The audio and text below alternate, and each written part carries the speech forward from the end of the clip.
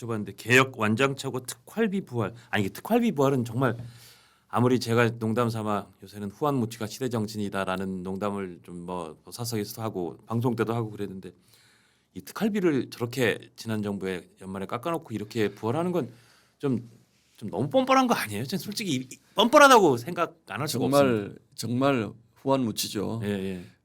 우상호 정무수석이 뭐라고 해명을 했냐면 우리가 대통령실에 들어와서 해보니까 필요하더라 이런 표현을 쓰는데 국민들 들으면 그렇구나라고 느낄지 모르지만 본인들이 과거에 집권 안 했습니까? 그걸 어떻게 모릅니까? 특활비를 예. 어떻게 모릅니까? 예, 예. 그러니까 이 민주당이 그 계엄 사태 이전에 정말 그 정부 여당 저희 윤석열 정부와 저희 당을 정말 그 무리하게 압박을 했거든요. 이제 예산 문제도 그렇지만 이거는 상상할 수 없을 정도의 그 숫자를 앞세운 압박을 해왔고 특활비 없앤 거는 너무나 정치적인 거잖아요. 예, 대통령 밉다고 대통령실 특활비 없애고 검찰 밉다고 검찰 특활비 없애고 예. 감사원 밉다고 감사원 특활비 없애고 이거는 본인들이 정말 너무나 정치적인 말하자면 정치적으로 국가의 기능을 마비시키려고 했던 부분이고 저는 저런 부분들도 예. 민주당 좋아하는 내란이라고 볼 수 있다고 저는 생각을 합니다. 예, 그래서 예. 아니 정부가 움직이는데 그 정부 예산을 다 깎아버리면 일하지 말으라는 거잖아요. 예. 그래놓고서는 지금 와서 그것도 추경 예산안에 그거를 특활비를 포함시켜가지고 앞으로 본인들 뭐 이거 투명하게 쓰면 된다. 앞으로 특활비 영수증 하나씩 다 첨부하는 저희가 이제 지켜볼 것이고 예.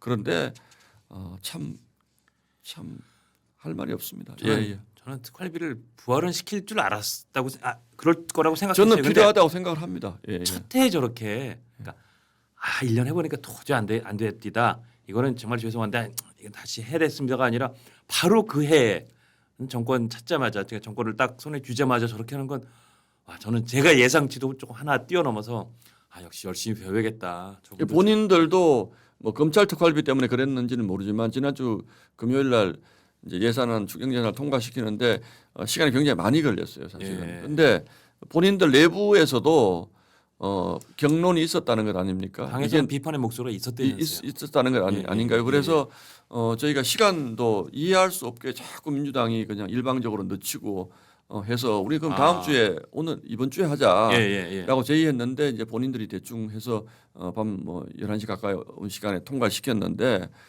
저는 이런 것들이 국민들의 지금은 정권 초니까 괜찮지만 국민들 마음 속에는 하나하나 차곡차곡 쌓인다고 보고 있습니다. 그래서 이런 부분들은 누가 집권을 하더라도 어떤 정치적 이유로 저런 것들을 하는 것은 안 되죠. 그런데 이건 뭐 절정이라고 볼 수 있는 거죠. 특활비 부분. 그리고 이것도 사실 그 배드뱅크 문제이죠. 비탄감이에요. 걱정 많이 하시던데요, 이 부분은. 이 부분들은 뭐 저희만 그런 게 아니고 일반인들도 굉장히 걱정을 많이 하시고 이게 열심히 정말로 문제는 이제 열심히 빚 갚은 사람들하고 형평성 문제는 그러면 어떻게 이걸 해결할 것인가 이제 이 부분인데 그거 하나가 있고 두 번째 배드뱅크가 나라 돈으로 다 하는 것이 아니고 또 그 은행들한테서 돈을 땡겨서 하는 거잖아요. 그러면 상법 개정안에도 그 얘기 합니다만 은행에서 그 돈 내주면 배임 아닙니까 그것도? 그렇죠. 아닙니까?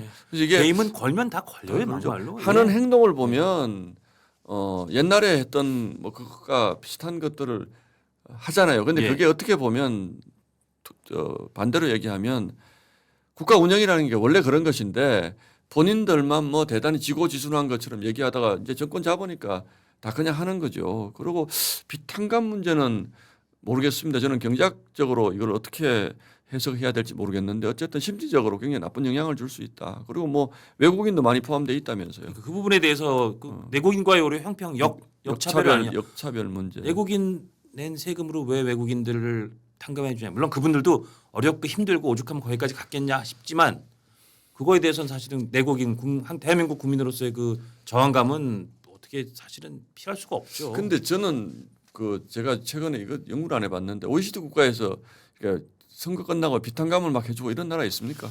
OECD급에서는 없었을 것 같아요. 저는 없을 것 같습니다. 저도 뭐 미국에 좀 있어봤는데 비탄감 이런 걸 뭐 상상도 할 수 없는 얘기고 그러니까 우리가 사회적 약자를 외면하자는 게 아니잖아요. 그렇죠.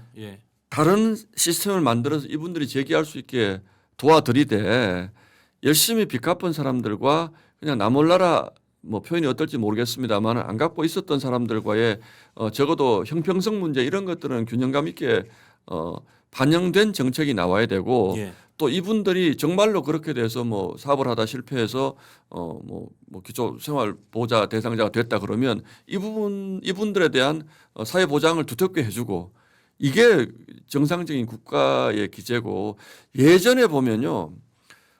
대선 후보로 꼭 농민 비탄감 공약이 있었습니다. 예전에 있었죠. 있었습니다. 예, 예, 요즘은 예. 그거 잘 안 하는데 그러니까 어떤 농가 부채 탕감, 농가 이런 거 부채 있었죠. 탕감이 예, 예. 굉장히 큰 적이었는데 그러다 보니까 정말 도덕적 해이가 심했거든요. 예. 빚을 안 갚는 거죠.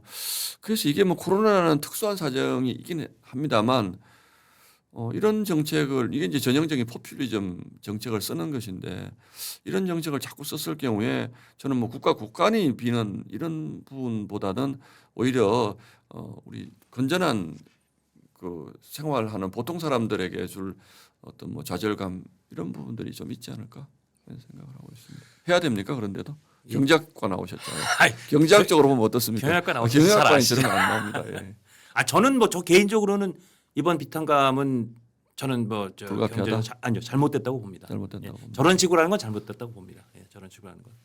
근데 조금 근데 정치적으로는 아니 빚을 탕감받은 분들 그다음에 소비 쿠폰 얘기는 당장 제 주변에서 친구들끼리도 야 너는 요번에 얼마 받냐 이런 얘기를 웃으면서 하지 야 이렇게 나라 국간을 다 털어먹어서 우리나라가 어떻게 될 것 같아 큰일 난 거 아니야라는 얘기를 사사가 계산 안 하게 되거든요. 그러면 결국은 표로만 계산하면 이재명 정부나 민주당 입장에서는 표로는 당연히 플러스가 마이너스보다 훨씬 남는 포퓰리즘 아닙니까? 그게 포퓰리즘이 그렇죠. 베네수엘라가요. 잘 아시겠지만 예, 예. 완전 망했잖아요. 나라가. 그 석유 많이 나고 그 좋은 나라가 망했잖아요. 좋았던 나라가 예. 지금 마두로가 대통령이 당선이 됐습니다. 물론 부정선거라는 것 때문에 지금 대통령이 2명이 지금 예, 있는데 예. 제가 어떤 그 저기를 보니까 마두로 인기가 좋다는 거예요. 예. 왜냐하면 그래도 공짜로 주니까 그러니까요. 뭐 나라가 망하든 말든 공짜로 주는 거에 그 중독성이 그렇게 강한 겁니다. 마약 같은 겁니다. 마약 같은 거죠. 마약 같은 예, 거예요. 예, 그래서 뭐 모르겠고 그건 잘 모르겠고 우린 그냥 공짜로 주니까 좋아. 이게 정말 위험한 것이고 그게 마약 같은 것이어서 베네수엘라가 그 북에서 대통령 차별사고 마두로 2명 겪는 동안에 나라가 완전히 무슨 그야말로 거덜났죠. 거덜났잖아요. 예, 예, 거덜나고 돈도 뭐 화폐 가치도 사실상 휴지에 가까운데도 그래도 그 대통령을 잘한다는 국민들이 많다는 겁니다. 그렇기 때문에 지도자는 나한테 잘한다는 사람들의 얘기에 도취되면 안 되는 거죠. 그래서 이재명 대통령도 그렇게 하지 않기를 바랍니다. 예. 영리하신 분이니까 그렇게 않길 바라고. 자 이제 마지막 주제 조금 시간 지났지만 자 전격적으로 어제 내란 특검이 윤석열 전 대통령 구속영장을 청구했습니다. 좀 예상보다 빠르고 너무 빠르죠. 예, 어떻게 보시는지요? 너무 빠르죠. 그 이제 어제 청구한 내용들을 보면 그 내란에 대한 본질적인 부분이 아니고 예, 예. 무슨 뭐 체포를 그 방해했다라든지 또는 예. 뭐 허위 공문서 그건 이제 뭐 포고문을 그 사후에 작성했다는 뭐 이런 저런 것들인데 제가 느끼기에는 뭐 특검이 항상 그런 점은 있습니다. 예. 일단 신병 확보부터 해놓고 그걸로 국민들의 여러 언론 플레이하고 또 거기서 이것 계속 이제 새끼쳐 나가면서 수사를 하는 방식 이게 이제 특검의 전형적인 방식이고 검찰 수사와는 좀 다르죠. 예. 특검은 여론을 보면서 하는 수사이기 때문에 다르고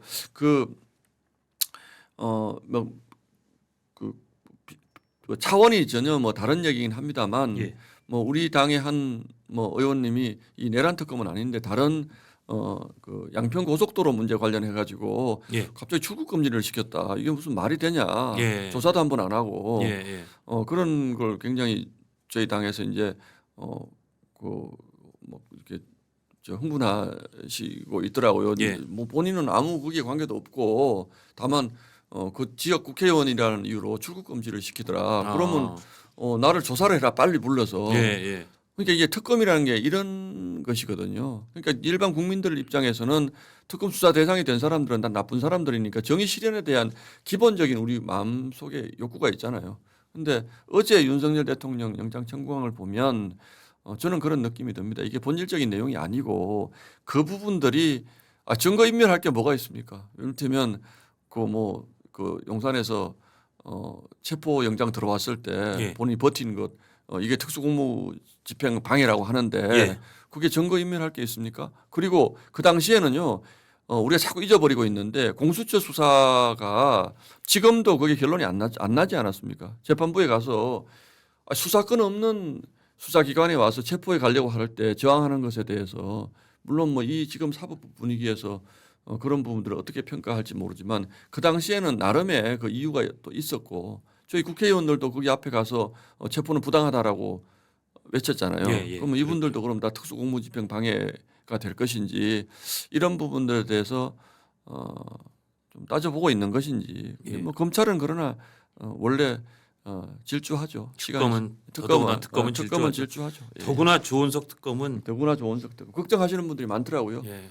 이번의 성향에 대해서 보통 독한 분이 아닙니다, 진짜. 예. 그래서 아마 이분은 내란 특검을 맡으면서 늘 다음 날 일면 제목을 자기가 가져가고 싶어하는 그런. 이건 제가 비판적으로 말하는 게 이분 성향이 그런 거로 저는 알고 있거든요. 그렇기 때문에 굉장히 빠르게 그리고 좀 과잉으로 그리고 수사를 이렇게 과잉으로 해야 피의자의 시선을 좀 제압할 수 있다라고 믿는 스타일이시기 때문에 그렇죠. 앞으로 내란 특검이 굉장히 그 질주, 과속 질주를 할 가능성은 뭐 확실해 보입니다. 그러니까 이제 그 스타일이라면 출두해라 말아라 이런 것도 중요하지만 일단 구속시켜 놓고 그렇죠. 예. 그 구속되면 약간 또 그 기가 죽잖아요. 예. 뭐 그런 걸로 기선을 제압하고 그렇죠. 예. 또 언론에는 언론 플레이하고 예. 이런 방식으로 진행될 가능성이 굉장히 높아서 걱정되는 부분이 이제 현실적으로 저희 당에 걱정되는 부분이 또 있고 예, 예. 또 이렇게 해가지고 수사를 너무 무리하게 했을 경우에 여기에서 오는 또 뭐 부작용 같은 것도 걱정이 되죠. 그래서 이번 특검 3개가 돌아가고 있지 않습니까? 물론 해병 특검은 조금 덜하다 그래도 어쨌든 두 특검은 내란 특검이나 소위 김건희 여사 특검은 뭐 이런저런 휘발성이 많은 사안들이라 이걸로 한 앞으로 1년 가까이 가면 내년 지방선거는 국민의힘이 뭐 어떤 수를 내도 참 쉽지 않아 보인다. 그런 전망들이 많더라고요. 일반적인 전망이고요. 예. 국민의 마음은 예. 저는 어떻게 어느 순간에 어느 쪽으로 여론의 지형이 변할지 이거는 지금은 좀 빠르다고 생각합니다. 예. 아까 조은석 특검의 특징을 얘기를 했지만 저는 드리고 싶은 얘기가 문재인 정부 때 적폐청산하면서 굉장히 많은 분들이 잡혀갔거든요. 맞습니다. 예. 그 당시에 환호했던 사람들도 있겠지만 예. 저는 결국 문재인 정부가 실패한 가장 큰 원인이 무리한 적폐청산이었다고 생각을 하고 예. 그 기억하실지 모르겠습니다만 당시에 기무사령관이었던 이재수 장군을 구속시킬 때 수갑찬 모습을 그 국민들에게 보여줬어요. 근데 그게 돌이켜 보면 굉장히 국민들로부터 반감을 샀거든요. 예.